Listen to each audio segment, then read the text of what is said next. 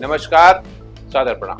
आज हम बात करेंगे कि क्या भारत और पाकिस्तान के बीच जंग होना करीब करीब तय हो गया, क्योंकि जिस तरीके से भारत के प्रधानमंत्री नरेंद्र मोदी, रक्षा मंत्री राजनाथ सिंह तथा गृह मंत्री अमित शाह सक्रिय हो गए हैं, वो इस बात को पुख्ता करते हैं कि we are ready for war, यानी हम युद्ध के लिए तैयार। और यही कारण है कि अब भारत अपने देश के नागरिकों को भी युद्ध के लिए मनोवैज्ञानिक रूप से तैयार करता है, क्योंकि हम सब जानते हैं कि युद्ध की मेरिट और डिमेरिट दोनों होती है। नुकसान भी देश और देश के रहने वाले दोनों को उठाना पड़ता है। वैसे युद्ध किसी भी समस्या का स्पष्ट विकल्प नहीं हो सकता, लेकिन जब पानी सर से ऊपर निकल जाए तो ये अवश्य संभावित हो जाता है। और शायद अब वो अवसर आ गए, क्योंकि भारत की सरकार और खास तौर से प्रधानमंत्री नरेंद्र मोदी ये अच्छी तरह से समझ चुके हैं कि अब केवल सर्जिकल स्ट्राइक से काम नहीं चलने वाला, बल्कि घर में घुसकर मारना होगा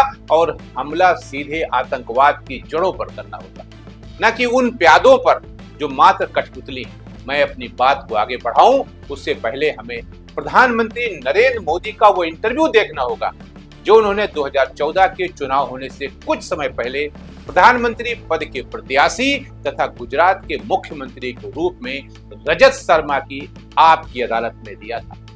उस समय यूपीए की सरकार थी और मनमोहन सिंह जी भारत के प्रधानमंत्री थे। पहले ये इंटरव्यू देखिए, फिर हम आगे बढ़ते हैं। 26/11 की घटना के समय आप इंचार्ज होते तो क्या कर सकते थे? पहली बात है, जो मैंने गुजरात में किया वो करके दिखाता। मुझे देर नहीं लगती, मैं आज भी कहता हूं, पाकिस्तान को उसकी भाषा में जवाब देना चाहिए। पाकिस्तान को उसी की भाषा में जवाब देना चाहिए। ये लव लेटर लिखना बंद करना चाहिए। लेकिन इंटरनेशनल प्रेशर है, उसका भी तो ख्याल रखना पड़ेगा सरकार को। इंटरनेशनल प्रेशर पैदा करने की ताकत आज हिंदुस्तान में 100 करोड़ का देश है। पूरी दुनिया पे प्रेशर हम पैदा कर सकते हैं जी। और बताते हैं कि इसी बात को रक्षा मंत्री राजनाथ सिंह ने 2 दिन पहले किस तरह दिल्ली में आयोजित संस्कृत जागरण महोत्सव में आगे बढ़ाया। रक्षा मंत्री ने कहा कि प्रधानमंत्री मोदी के नेतृत्व में जैसा आप चाहते हैं वैसा होगा। साथियों, एक रक्षा मंत्री के रूप में मेरा दायित्व है कि मैं अपने सैनिकों के साथ मिलकर देश की सीमाओं की सुरक्षा सुनिश्चित करूं, और मेरा यह दायित्व है कि अपनी सेना के साथ मिलकर देश के ऊपर आंख उठाने वालों को मुंहतोड़ जवाब दूं। आप सभी हमारे प्रधानमंत्री नरेंद्र मोदी जी को अच्छी तरह जानते हैं।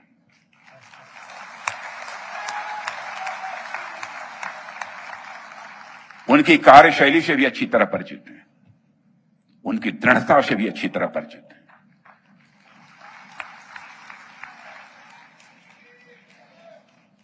जोखिम उठाने का भाव किस तरीके से उन्होंने सीखा है अपने जिंदगी में, उससे भी आप अच्छी तरह समझते हैं।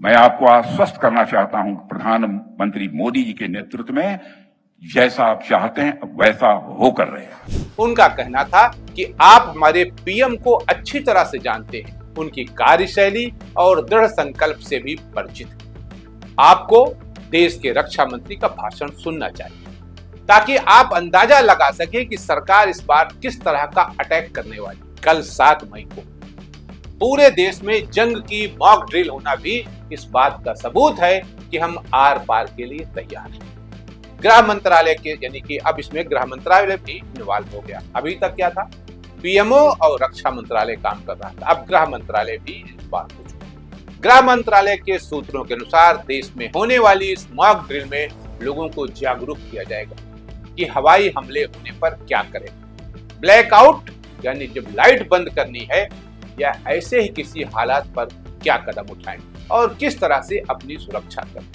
हमको याद है, मैं उस समय 15-16 साल का रहा होगा, और तब एक बार ये ब्लैकआउट का हुआ था। लड़ाई की बात थी और लाइटें जो थी वो नीचे की ओर झुका के जलानी होती थी, बाहर लाइटें ओपन में नहीं जलती थी। यहाँ ये जानना और समझना जरूरी भी हो जाता है कि जो लोग सत्ता और शक्ति के शीर्ष पर होते हैं, उन्हें दुश्मन की तबाही से अधिक अपने लोगों के जान माल की भी चिंता करनी होती है।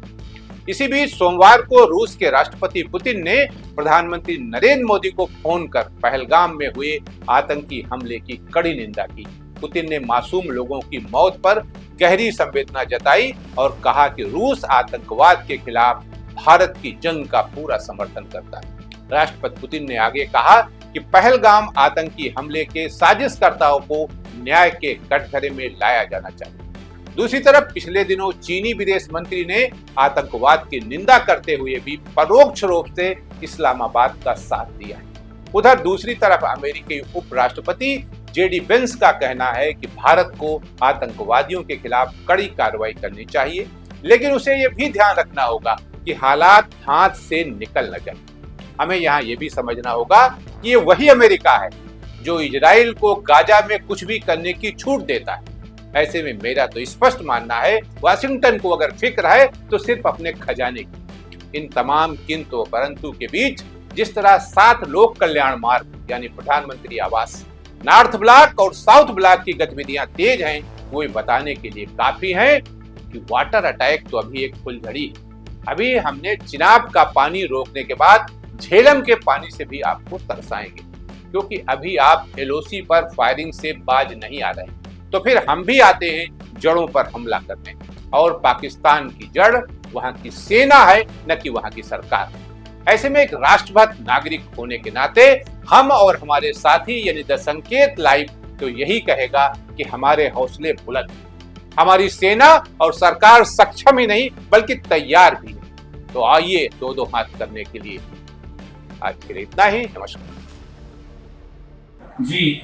अवधार के आगामी चुनाव में मैं महासचिव का प्रत्याशी हूँ और मेरा कैंडिडेचर पिछले साल भी था, लेकिन कुछ कारणों से कुछ और से विजय नहीं हो पाया था और पुनः इस चुनाव में मैं प्रत्याशी हूँ।